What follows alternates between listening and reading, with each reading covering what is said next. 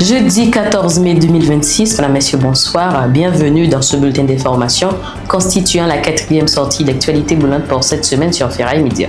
Marie-Gaëlle Lumé pour vous informer. La police nationale d'Haïti, appuyée par la Task Force, a mené hier mercredi 13 mai une vaste opération dans la plaine du cul-de-sac contre le gang armé Chien-Méchant. Cette intervention fait suite aux récentes attaques perpétrées dans les zones de Sarthe, Terre-Noire et Pied-6. D'après des sources policières, les forces de l'ordre ont traqué les membres du groupe armé jusqu'à leur principal bastion connu sous le nom de Las Vegas. Plusieurs installations utilisées par les criminels auraient été détruites au cours de l'opération. Pour l'heure, aucun bilan officiel n'a été communiqué par les autorités concernant d'éventuelles victimes, arrestations ou saisies réalisées durant cette intervention. La crise humanitaire s'aggrave au carrefour Trois-Mains où plusieurs familles déplacées et enfui les violences à Deux-Viviers, Sarthe et Terre-Noire vivent désormais dans des conditions extrêmement précaires. Installés en bordure de route, les déplacés tentent de survivre sous des abris de fortune fabriqués à partir de bâches, de draps et de matériaux récupérés. Femmes, enfants et personnes âgées cohabitent dans un environnement marqué par le manque d'eau, de nourriture et de services sanitaires.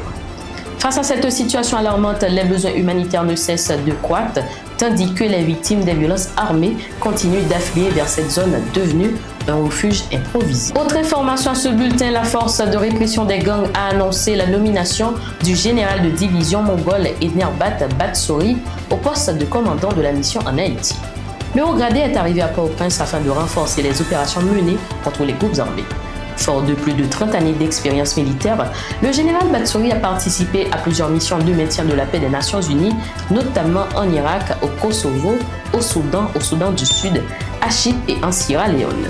Selon la GSF, cette nomination s'inscrit dans le cadre du renforcement de la présence opérationnelle de la mission internationale en appui aux efforts de sécurité déployés en Haïti face à la montée de la violence des gangs armés. Le gouvernement dominicain a clarifié que l'accord migratoire conclu avec les États-Unis ne vise pas les ressortissants haïtiens. Le ministre des Affaires étrangères de la République dominicaine, Roberto Alvarez, a indiqué que cet accord respecte les normes internationales en vigueur et qu'il peut être annulé à tout moment pour les parties concernées. Ces précisions interviennent alors que des rumeurs circulent autour d'un éventuel transfert de l'homme d'affaires haïtien Dimitri Vorbe vers la République dominicaine. Une information rapidement rejetée par le ministre dominicain de l'Intérieur qui affirme que l'entrepreneur fait l'objet d'une interdiction d'entrée sur le territoire dominicain depuis novembre 2025.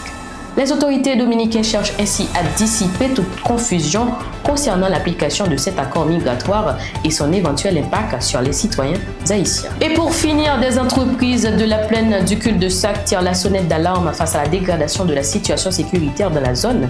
Ce jeudi, les dirigeants de Romba Bancour, La Couronne, Séjourné et Comme il faut ont rencontré les responsables des forces engagées dans la lutte contre les groupes armés afin d'exposer leurs inquiétudes. Dans une note publiée ce jeudi 14 mai 2026, ces entreprises dénoncent plusieurs zones stratégiques laissées sans protection aux alentours de l'aéroport international, des routes devenues impraticables, une chaîne logistique fortement menacée ainsi qu'une absence de réponse coordonnée des autorités étatiques. Les signataires indiquent également avoir adressé, il y a 2 semaines, une demande de rencontre au gouvernement de facto pour discuter de la crise sécuritaire. Jusqu'à présent, aucune réponse officielle ne leur aurait été communiquée. Fin de ce bulletin, mesdames et messieurs, merci pour votre écoute. Restez connectés pour la prochaine édition d'Actualité Boulante sur Ferraille Média.